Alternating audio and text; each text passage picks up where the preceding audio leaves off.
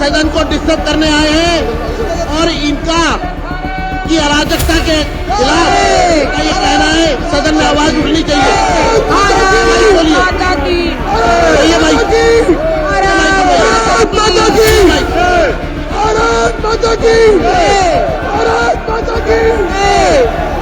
बाबा साहब भीमराव अंबेडकर की और शहीद आजम भगत सिंह की फोटो हटा दी गई है, जो दिखाता है कि भारतीय जनता पार्टी की दलित विरोधी मानसिकता है, सिख विरोधी मानसिकता है। नहीं, आपको नहीं अलाउड। मैं आपको भी बाहर निकाल दूंगा अगर आप बोलेंगे, आपको भी निकाल दूंगा। कौन सी एक लाइन कह दी जो आपको आपत्तिजनक हो? लाइन का क्या मतलब है मुझे बताइए। लाइन का क्या मतलब है? नमस्कार दोस्तों, 3 तस्वीरें आपको दिखाने वाला हूं। दिल्ली में आज पहला दिन था और पहले ही दिन दिल्ली के अंदर जम करके बवाल, जम करके हंगामा हुआ। किस मुद्दे को लेकर के हुआ, क्या कहा गया, उसका जवाब क्या आया, वो भी आपको दिखाऊंगा। और दूसरी तस्वीर राजस्थान से निकल करके सामने आई है, जहां पर कांग्रेस के 6 विधायकों को सस्पेंड कर दिया गया, जिसके चलते आज राजस्थान में कांग्रेस ने सड़क पर उतर करके घेराव किया, जबरदस्त घेराव। इस पर चर्चा करेंगे। और तीसरी बड़ी तस्वीर उत्तर प्रदेश से। उत्तर प्रदेश विधानसभा के अंदर भी जम करके हंगामा मचा हुआ है। वहां पर भी अपमान को मुद्दा बनाया जा रहा है कि मुलायम सिंह यादव का अपमान कर दिया गया।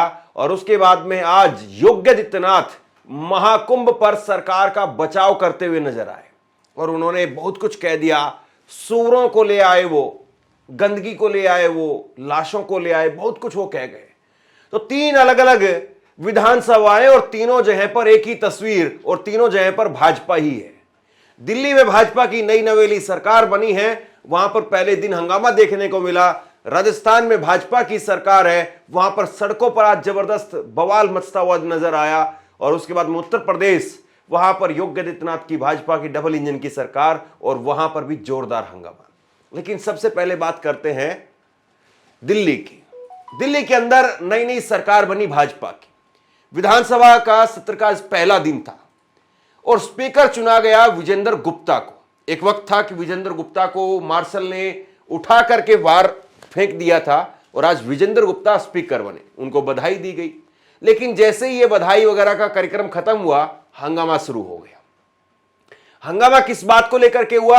हंगामा इस बात को लेकर के हुआ कि विधानसभा में आज जो है वो आतिशी अपनी बात रखना चाहती थी। नेता प्रतिपक्ष चुना गया है आतिशी को आम आदमी पार्टी की तरफ से, और आतिशी अपनी बात रखना चाहती थी और वो ये कहना चाहती थी कि फोटो जो है वो हटा दी गई है, भगत सिंह की फोटो हटा दी गई है और बाबा साहब भीमराव अंबेडकर की फोटो हटा दी गई है।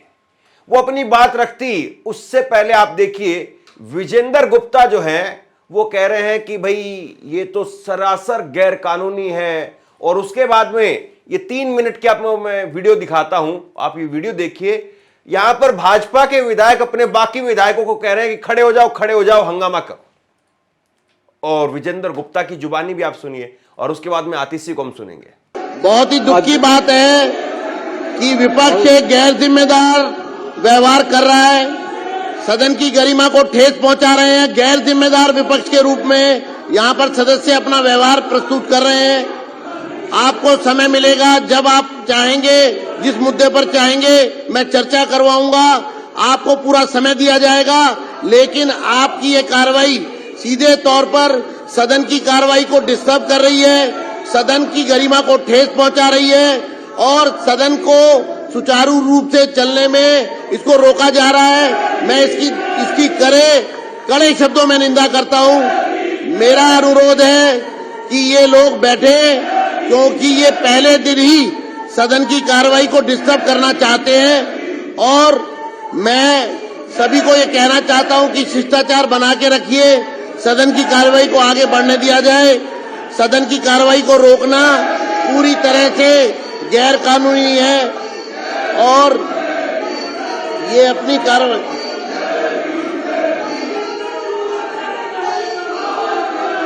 मेरा ये अनुरोध है कि आप अपना आसन ग्रहण करिए और सदन की कार्रवाई को सुचारू रूप से चलने दिया जाए।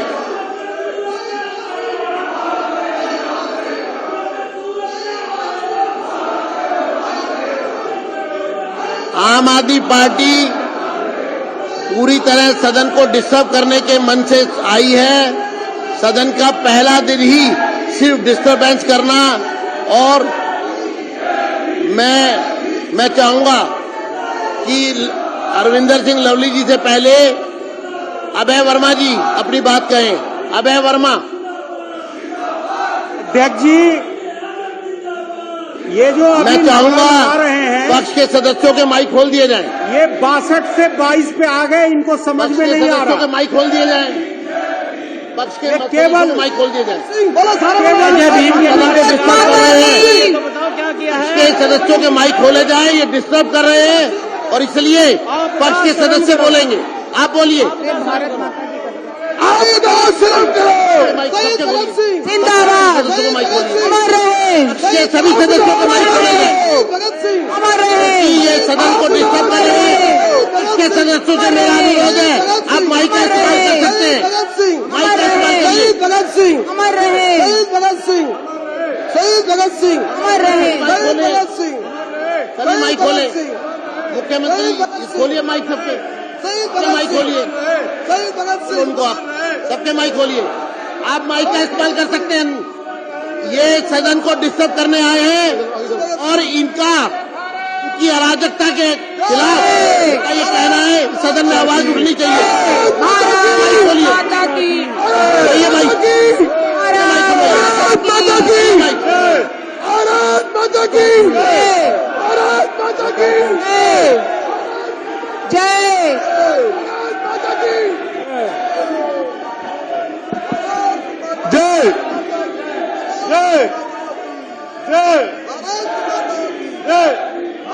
बहुत ही दुख की बात है कि सदन को डिस्टर्ब करने के लिए ये लोग खड़े हुए हैं।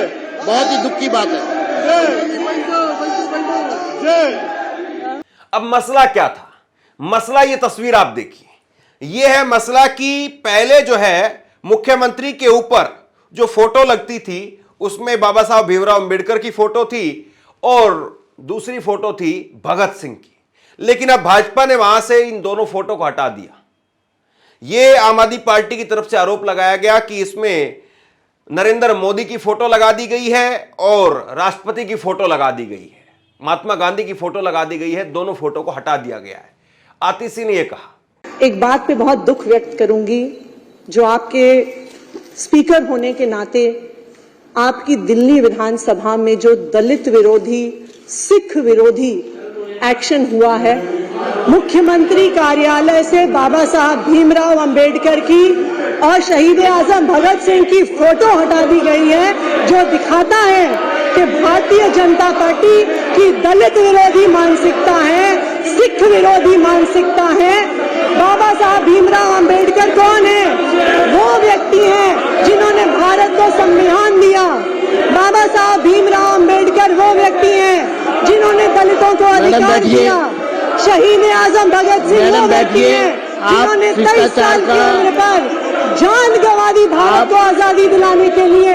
लेकिन भारतीय जनता पार्टी ने सरकार में आते ही मुख्यमंत्री कार्यालय से बाबा साहब भीमराव अंबेडकर की तस्वीर हटा दी। आप बैठिए मैडम, बैठिए। भगत सिंह की तस्वीर हटा दी। इसके बाद में बीजेपी एक तरीके से बैकफुट पर आ गई कि बाबा साहब भीमराव अंबेडकर की फोटो आपने हटा दी, भगत सिंह की फोटो हटा दी। भगत सिंह आपको इसलिए जो है वो ज्यादा महत्वपूर्ण हो जाते हैं क्योंकि बीजेपी अब पंजाब में पैर जमाना चाहती है और बाबा साहब भीमराव अंबेडकर का मुद्दा तो है ही देशव्यापी मुद्दा। और कैसे हम भूल सकते हैं अमित शाह का वो बयान, अंबेडकर अंबेडकर फैशन हो गया है। तो बीजेपी ने एक फोटो जारी कर दिया। ये फोटो आप देखिए जो बीजेपी की तरफ से जारी किया गया है और इसमें कहा है कि फोटो हटाई नहीं गई है, फोटो का जो है वो केवल स्थान बदली किया गया है। फोटो पहले मुख्यमंत्री की कुर्सी के ऊपर लगती थी और अब जो है फोटो बगल में लग रही है। अब बगल से फोटो कब बाहर हो जाए या बगल में ही लगी रहे, लेकिन वैसे ये है कि ये सब कुछ जो है वो अपनी अपनी राजनीति है। बीजेपी चाहती है कि ये फोटो साइड में लग जाए ताकि ये रहे कि फोटो भी ऐसा ना लगे कि हमने हटा दी है लेकिन जब मुख्यमंत्री संबोधित करेंगी तो भीमराव अंबेडकर साहब और भगत सिंह की फोटो जो है नजर नहीं आएगी, मोदी और राष्ट्रपति की फोटो जो है नजर आएगी। तो कुल मिलाकर के राजनीति अपनी अपनी। अब इसके बाद में देखिए विजेंद्र गुप्ता क्या कह रहे हैं। विजेंद्र गुप्ता ने जो है वो कहा कि सदन के पहले ही दिन सदन की कार्रवाई पूरी की गई, विपक्ष का रवैया गैर जिम्मेदार रहा। उन्होंने बधाई प्रस्ताव के अवसर पर अपने सदस्यों को बोलने नहीं दिया। मुझे लगता है कि इससे संसदीय प्रणाली की अवहेलना हुई है। मुझे पता नहीं क्यों बार बार जब विजेंद्र गुप्ता बोल रहे थे तो बार बार ऐसा लग रहा था कि जैसे ओम बिरला बैठे हुए हो, और ओम बिरला जो है वो यहां पर बैठ करके वो जैसे संसद में वो कहते हैं वैसे ही यहां पर हो रहा हो। खैर, अब मैं ओम बिरला के ही गृह राज्य राजस्थान में आपको लेकर के चलता हूं। राजस्थान में आप देखिए कैसे हालात हैं। राजस्थान में इंदिरा गांधी जी को लेकर के एक बयान दिया गया भाजपा की तरफ से, और उसके बाद में हंगामा हुआ। हंगामे के कारण वहां पर 6 कांग्रेस के विधायकों को सस्पेंड कर दिया गया, और जिसके विरोध में आज कांग्रेस सड़कों पर उतरी, और सड़कों पर उतर करके कांग्रेस ने जोरदार प्रोटेस्ट किया।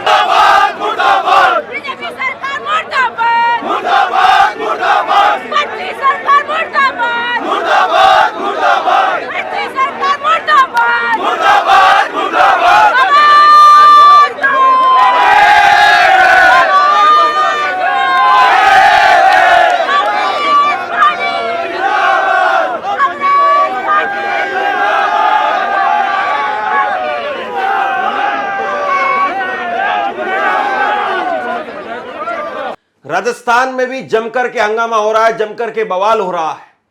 अब आइए जरा उत्तर प्रदेश में। उत्तर प्रदेश में मुलायम सिंह यादव को लेकर के एक बयान दिया गया डिप्टी सीएम की तरफ से, और उसके बाद में लगातार समाजवादी पार्टी की तरफ से कहा जा रहा है कि मुलायम सिंह यादव का अपमान नहीं सहेगा हिंदुस्तान, और भाजपा इस पर माफी मांगे।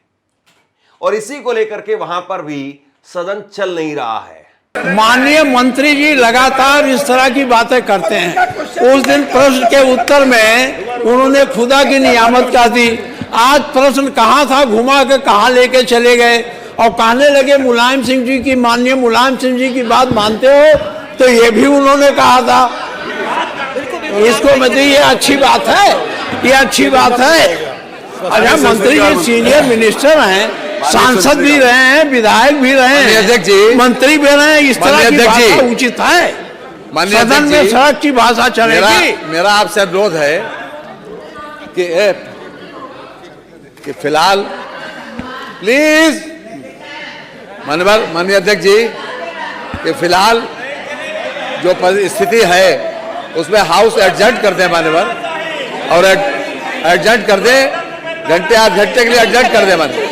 मैं और आपकी बात आपका विषय आ गया, मैंने आपकी बात सुन ली। मुख्यमंत्री जी आएंगे, मैंने आपकी बात सुन ली, मैंने आपकी बात सुन ली, मैंने सुन ली, मैंने सुन ली। मैंने हाउस एडजर्ट कर दें प्लीज। देखिए, राज्यपाल के अभिभाषण के ऊपर चर्चा जो प्रारंभ हुई थी, एक मिनट सुन लीजिए, एक मिनट सुन लीजिए। और इसके बाद में योगी आदित्यनाथ पहुंचे। योगी आदित्यनाथ सदन के अंदर पहुंचे, और योगी आदित्यनाथ ने सदन के अंदर पहुंच करके कहा कि महाकुंभ में जिसने जैसा देखा वैसा पाया। उन्होंने कहा कि सूअरों ने गंदगी देखी तो गंदगी उनको मिली, किसी ने लाशें देखी तो लाशें उनको मिली, और किसी ने वहां पर आस्था देखी तो उसको आस्था मिली, किसी ने पुण्य देखा तो पुण्य मिला। बात सही है कि जो जैसा देखता है वो उसको वैसा मिलता है, लेकिन सवाल यह भी है मुख्यमंत्री जी कि विपक्ष का काम या पत्रकारों का काम यह नहीं है कि आप जो कह रहे हैं उस पर ताली बजाते रहें, उसी पर थाली बजाते रहें।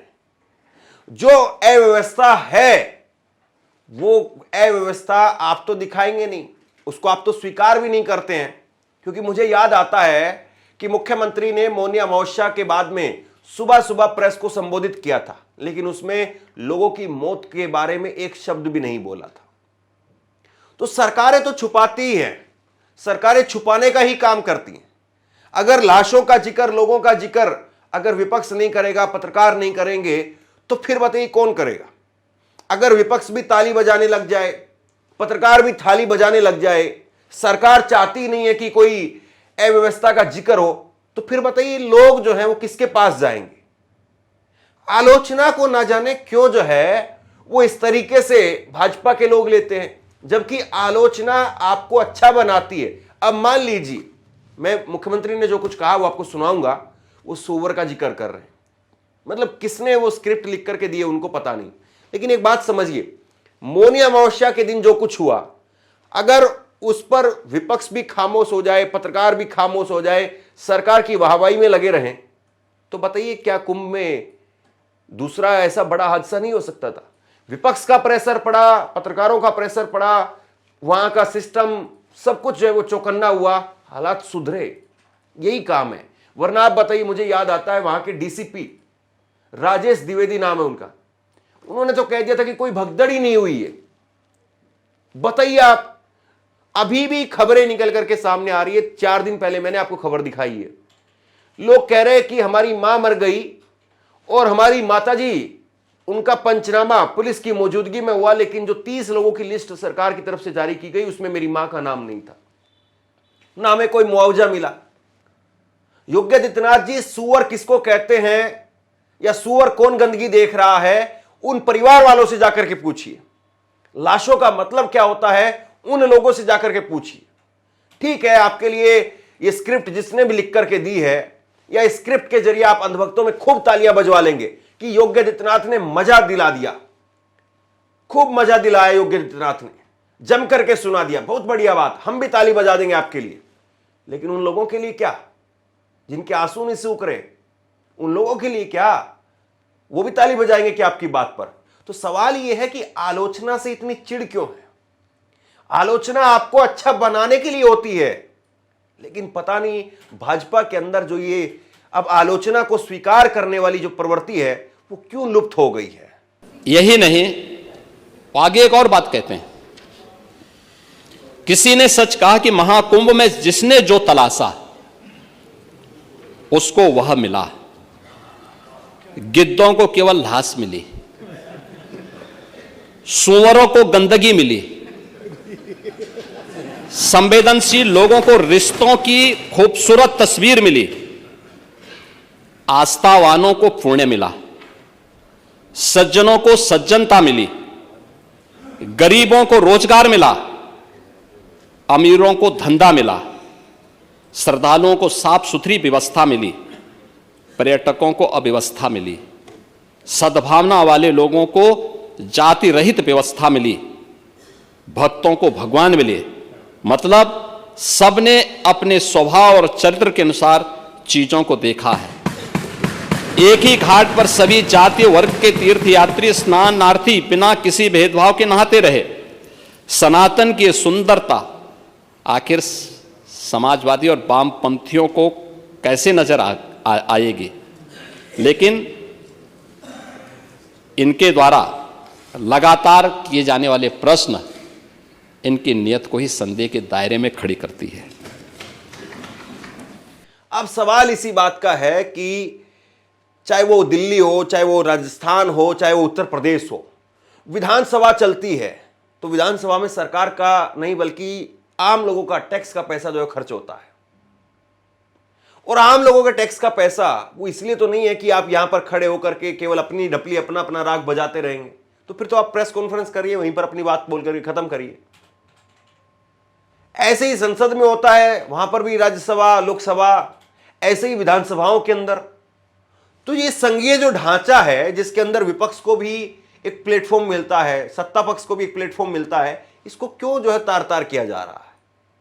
कि विधानसभाएं या संसद क्या ताला लटकाने के लिए बनी है, या ये फिर इसलिए बनाई गई है कि यहां पर विचार विमर्श हो, बातचीत हो, आरोप प्रत्यारोप हो, जवाब दिया जाए, सफाई दी जाए, अपनी तरफ से आंकड़े पेश किए जाएं?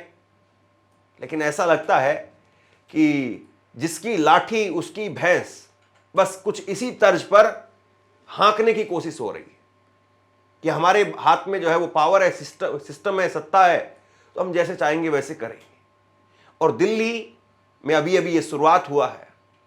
ये बात सही है कि अरविंद केजरीवाल जब 62 पर थे, 67 पर थे, तो अरविंद केजरीवाल ने उनकी जब सरकार थी उस वक्त में स्पीकर, उन्होंने जो है वो आज जो स्पीकर बने हैं विजेंद्र गुप्ता, उनको उठा करके बाहर करवा दिया था, फिकवा दिया था एक तरीके से।